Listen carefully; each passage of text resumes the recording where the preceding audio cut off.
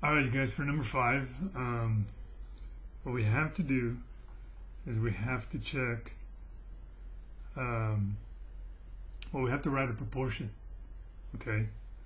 So I know, based on the first triangle, it has 3 sides, AB, BC, and then C back to A. And then based on the second triangle, that has 3 sides, D to E, and E to F, D to E, E to F, and then F back to D. Now I don't need to worry about this third one, even though I wrote it, because that's not the information we're given. So now that we have the proportion like this, I can fill in the information that's given. Okay, A, B, and BC is 3 and 4, so I'm going to put 3 and 4 on top, right? And then DE is this one, 2M, and then EF is M plus 5. Looks like that. Okay, so now, and then they also tell us angle B and E is congruent. Now the reason why they give us that information is because technically these are similar by side angle side. So that allows me to write this proportion. Okay, so if I want to solve this, again we're going to cross multiply these. 2M times 4, that looks like 8M. And then I need to multiply these. Now be careful because it's 3 times both of these. So the 3 times the M is 3M, and the 3 times the 5, well, that's 15. Okay. So now it's not a proportion anymore. It's just an equation, and we need to solve for M. We have M's on both sides. Take the smaller one, eliminate it. That's 0. You have 15. Bring down the equal sign. That's 5M. Divide by 5. Divide by 5. M equals 3. Okay. So pause this because I'm going to pull this away and we're going to do 6 and 7. Okay, so to do 6 and 7, again, what I always say, if there is 2 triangles, a triangle embedded in another triangle, separate it, pull it out. So we have this top triangle.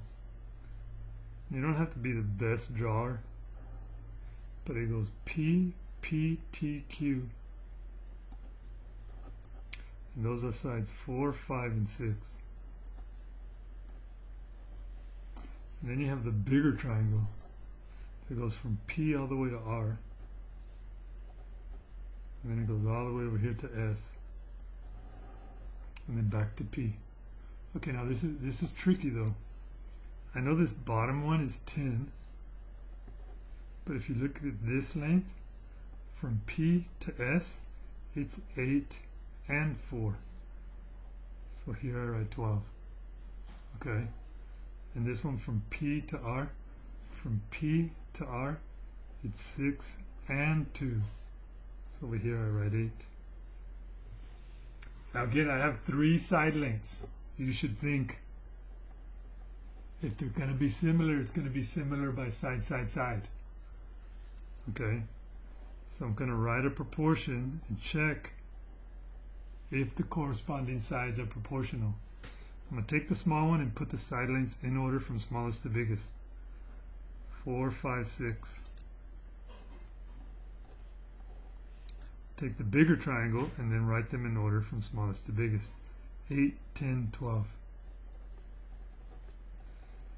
And if you look, all of these simplify to a half. So because they are all equal, that means they are proportional, and I can write a similarity statement. Triangle so-and-so is similar to triangle so-and-so. Now to figure that out, again, I'm just going to go from small side to the biggest side, and you know what I keep doing. So the smallest side is this one. And then the next, you guys can't see that. The smallest side is 4, and then the next big side is 5. So I'm going to go like this. I'm going to use a different color. I'm going to start here, go to T, and then from T to Q, and then it would be from Q to P. Go across the small side, across the medium side, and across the biggest side. So those are the letters P, T, Q in that order. P, T, Q. Now if I do that with the other triangle, here's the small side. So I'm going to start at P and go across the small side, and then go across the medium side, and then finally it would be across the bigger side, right? So that starts at P, goes to R, and then to S. Okay, now it's no surprise that the P is in the same spot, because it is the same angle. But that's number 6.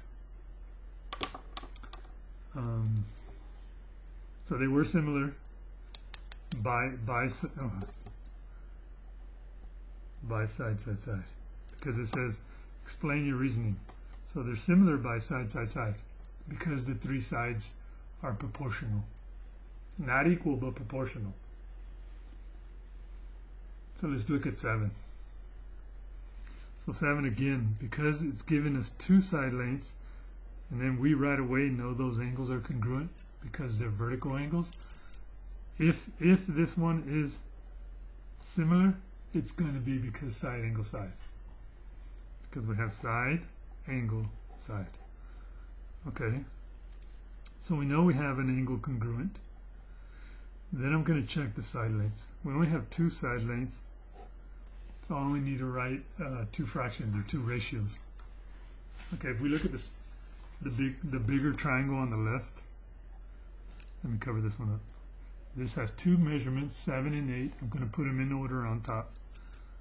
7, 8. If we look at the smaller triangle, this one has 2 side lengths, so I'm going to put them in order from smallest to biggest. And then some of you guys may not be able to see that, but let's divide it. 7 divided by 3.5. 2. 8 divided by 4. 2. So I know the corresponding side lengths are proportional, and they have a congruent included angle that's congruent.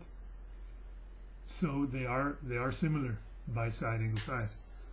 So now I just need my similarity statement. Okay. Since this triangle is over here, I'm gonna go with this one. And we can just say, let's go across the smaller side, then the bigger side. So the letters, it goes H, K, G. And then the triangle on the right, let's go across the smaller side and then across the bigger side. So that's going to take me across the letters M, K, N. So this triangle is congruent to this triangle by side, angle, side.